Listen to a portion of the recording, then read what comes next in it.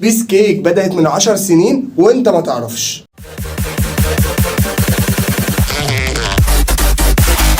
يا صباح الجمال، يا مساء الفل على كل الناس اللي بتشوفنا. عاملين ايه يا جماعه؟ احنا النهارده جايين نتكلم على ملوك الترند والتحدي. احنا النهارده جايين نحكي حكايه ناس بدأوا حلم وكبروه لحد ما بقوا بيس كيك.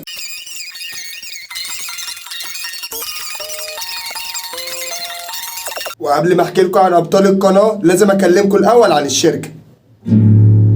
بيس كيك مش مجرد قناة يوتيوب، دي شركة إنتاج محتوى، يعني بيعملوا إعلانات، برامج يوتيوب، مزيكا، سكتشات، أي حاجة تخطر على بالك فيها إبداع أو ضحك. بدأوا من 2015 بس على قلبنا زي العسل، هم يستاهلوا كل خير الصراحة. بس يا ترى مين اللي ورا الكواليس ومين الأبطال اللي كل يوم بتطلع تبسطنا؟ تعالوا نتعرف عليهم واحد واحد. نبتدي بالكاريزما اللي بتنور الشاشة، يا يحيى الصادي. أنا يا قائد محتوى دماغه سابقة عصره.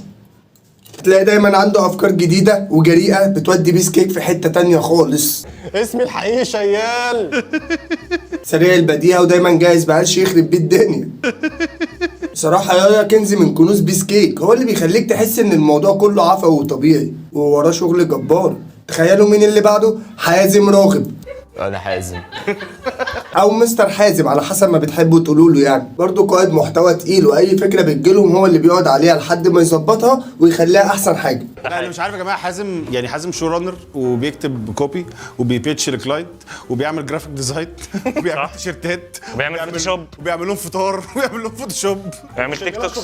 الحمد لله الحمد لله. هو اللي بيعرف يشد الجمهور ويخليهم يتفرجوا على الحلقه من اولها لاخرها. عنده قدره رهيبه يخليك تضحك وفي نفس الوقت يخليك تفكر. شهاده لله دماغه عايزه تتبروز. تفتكروا بيحلق فين؟ ويجي بعديه احمد صافي. أنا صافي. صافي بقى تقدر تقول عليه ايه؟ العقل المدبر اللي ورا الصوت والصوره. واللي ما يعرفش، صافي دارس تسويق وعلم نفس وقعد شغال سنين في التسويق الرقمي. انتوا متخيلين ان صافي ايه يا عم؟ عايز تقول ايه يا عم؟ انتوا متخيلين ان صافي هو اللي بيظبط الصوت والصوره من 2015 لحد النهارده عشان نشوفها بالجمال ده؟ بجد تحيه خاصه لصافي.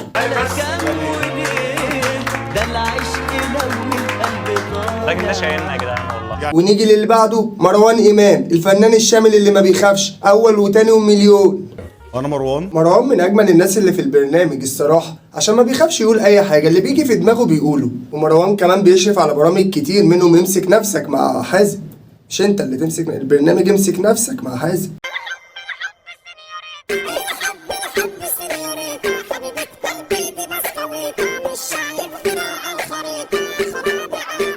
بعدين هو كمان بصراحة مصور وموسيقي، يعني عنده المواهب اللي تخليه مختلف ومميز. ونيجي بقى للقمر اللي بموت فيها. لا مش هتخلص. ملك دهشان. انا نسيت خالص.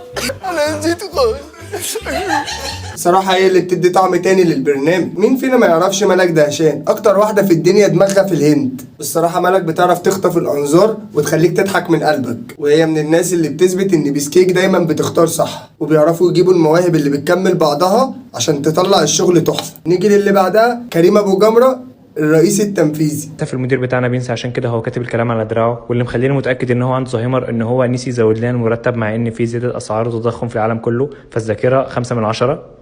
شخص مجتهد جدا، ما بيحبش يضيع وقت لدرجه ان هو زي ما انتم شايفين بيشتغل وهو بياكل، وعمر ما حد فينا شافه طالع او داخل من الحمام، فبجد الاجتهاد 10 من 10. اما عن مكتبه فهو مكتب متواضع جدا لكنه في موقع متميز لانه جنب المكتب بتاعي بالظبط، والمكتب بتاعه عليه لوجو باتمان وقزم مان وبطه مان وباتمان اللي بيحب يبوس عيال صغيره بشنب، لكنه بيجيب لنا كل يوم في المكتب فاكهه وبينزل لنا مرتب في ميعاده. فكريم جمرور كمدير هو الصراحه اندر ريتد. كريم اللي جمع كل المواهب دي تحت سقف واحد وخلاهم يشتغلوا مع بعض، وهو اللي بيشوف الصوره الكبيره وبيفضل يوجههم عشان خاطر تفضل بيس كيك في الصداره. وبصراحه كل واحد فيهم ليه دور اساسي ومهم جدا في النجاح اللي وصلت له القناه، وبكده يبقى عرفنا دور كل واحد في القناه. زي ما انت دورك ان انت تعمل لايك وشير وسبسكرايب للقناه دي عشان تكبر وتنجح زيهم.